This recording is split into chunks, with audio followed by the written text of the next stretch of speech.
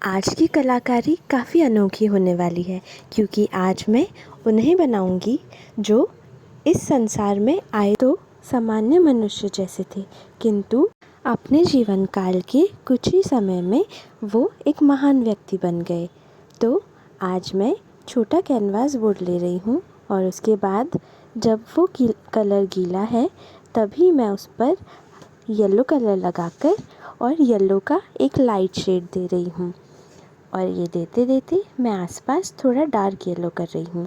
अब कुछ टाइम के लिए मैं इसे सूखने के लिए छोड़ रही हूँ और जब ये सूख कर निमट गया है तब मैं इसमें वो महान व्यक्ति को बनाना शुरू करूँगी। तो चलिए मैं इसका परिचय वापस से आपको देती हूँ।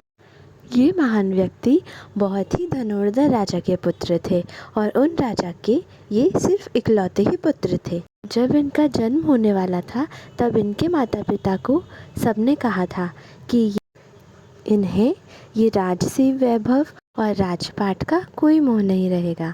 जैसे ही ये बड़े होंगे ये सब कुछ त्याग कर ये सब छोड़कर चले जाएंगे।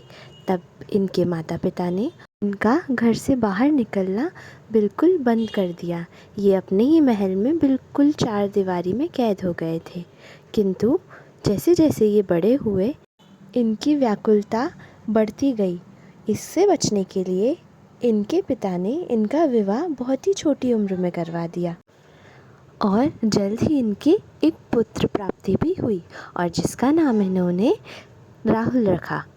किंतु इंसान को कितना ही रोक लो, जो होना होता है वो होकर रहता है। और एक दिन इनका बहुत मन हुआ कि ये अपनी प्रजा को, अपने राज्य को खुद से बाहर जाकर देखें। इसलिए इन्होंने रात्रि में अपने राज्य का भ्रमण करने की सोची और फिर जैसे ही इनको सब चीज़ें ज्ञात हुई ये अपने धर्म को सर्वोपरि मानने लग गए और फिर इन्हें राजसी वैभव और राजपाट किसी में भी कोई दिलचस्पी नहीं रही और ये वहाँ से आते ही अपने ही जीवन में लीन हो गए और एक महान योगी और महात्मा के रूप में निखर कर आए। इन्होंने बहुत सी तपस्याएं करी और बहुत सी साधनाएं भी करी और इनके धर्म को प्रचार प्रसार भी किया। अब तो आप ये बता सकते हैं कि हमने क्या बनाया है।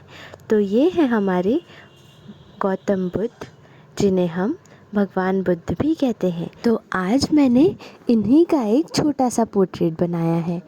मुझे आशा है आपको पसंद आया होगा। धन्यवाद।